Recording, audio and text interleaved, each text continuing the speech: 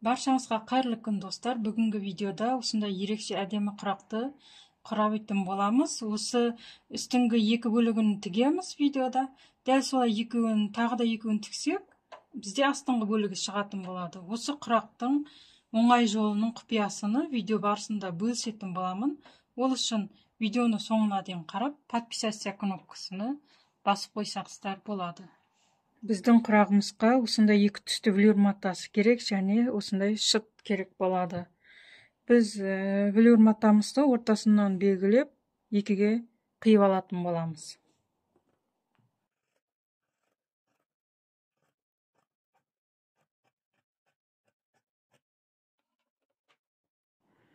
Енді осы қиып алған матамызды бір-біріне қосып тігіп алатын боламыз.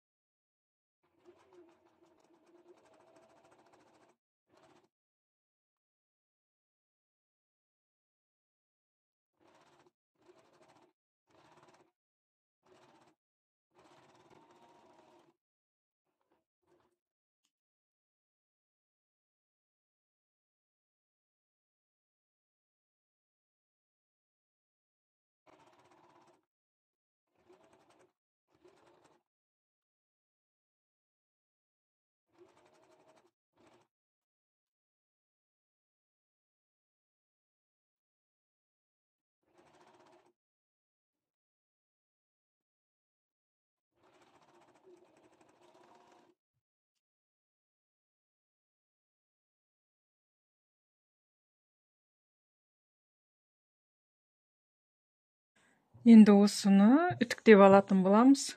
Сосын артық жерлерін қиып алып тастайтын боламыз. Міне тігістерін үтіктеп алдық. Енді артық жеріні қиып алып тастайтын боламыз.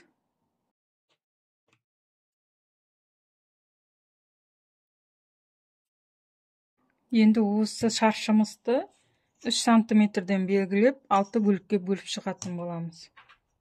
Алдымен 3 сантиметрді белгілеп шығамыз.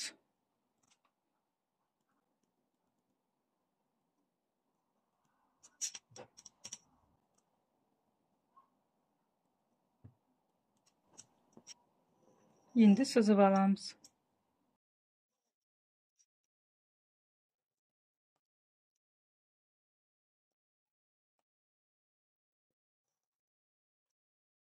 Енді осы сызықтар бойынша қиып аламыз. Екі матамызды да қиып алатын боламыз.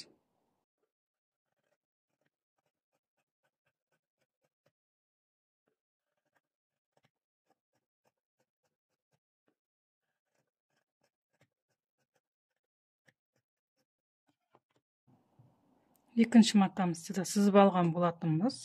Енді осыны да қиып аламыз.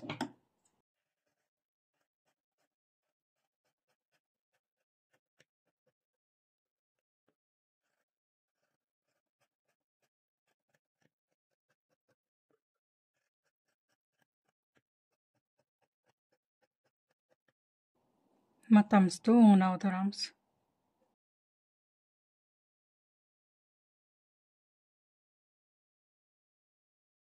Міне бізде осындай узор шықты. Енді осыны шыт матамызға тігіп шығатын боламыз. Енді осы ленталарымызды біртіндеп алып тігетін боламыз.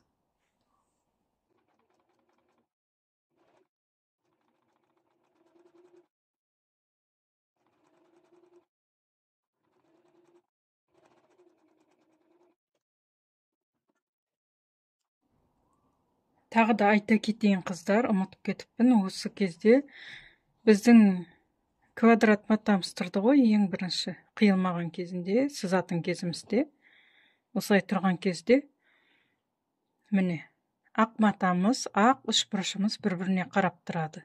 Жасыл екі жақ шетінде тұратын болады. Сол кезде бұлай сызатын боламыз. Бұлай тұратын болса, онда біздің құрақтарымыз дұрыс шықпайды.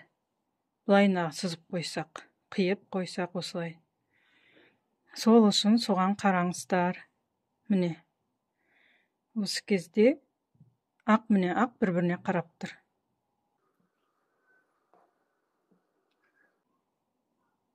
Енді екінші лентамыз тігетін боламыз. Біз түгіні төменге қаратып қоямыз және оң бетін бір-біріне беттестіріп қойып тігетін боламыз.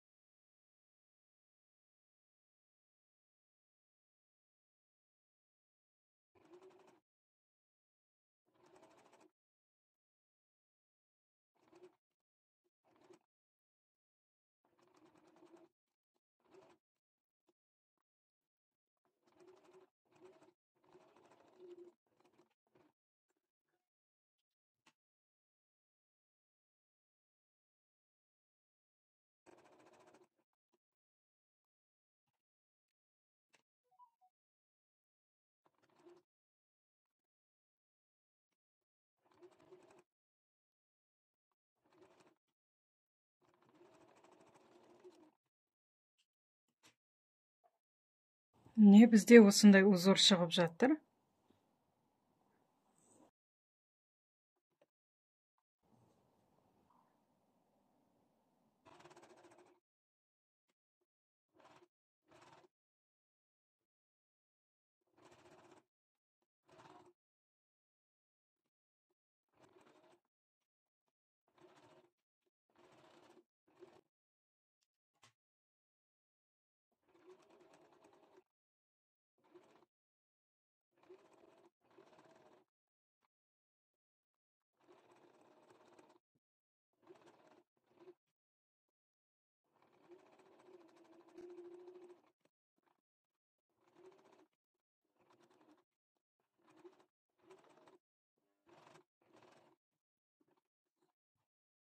Шетінде айналдырып тігіп шықтық. Енді артық матамызды қиып алып тастайтын боламыз.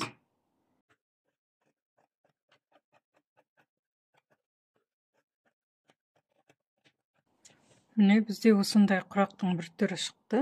Енді келесі екінші құрағымызды құрайтын боламыз. Оны да дәл солай оңына аударып шығамыз. Сосын шыт матамызға тігіп шығамыз. Алдымен бірінші лентамыздың тек өзін тігіп аламыз.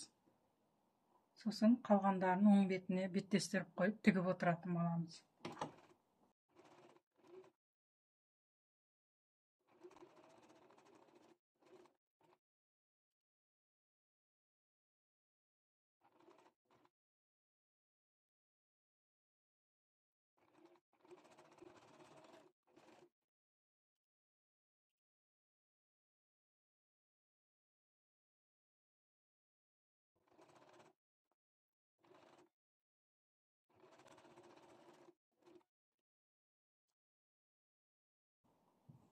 Міне ең соңғы лентамызды да тігеміз қазір енді. Сонымен біздің құрағымыз да дайын болып қалады.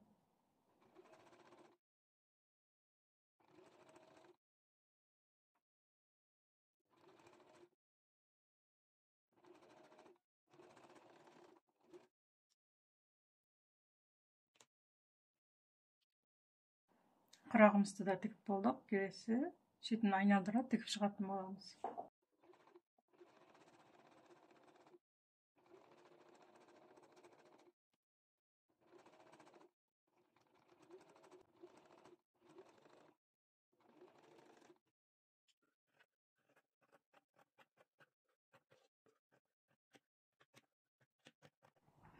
Міне біздің құрағымыз да дайын болды. Үтіктеп алған болатынмын.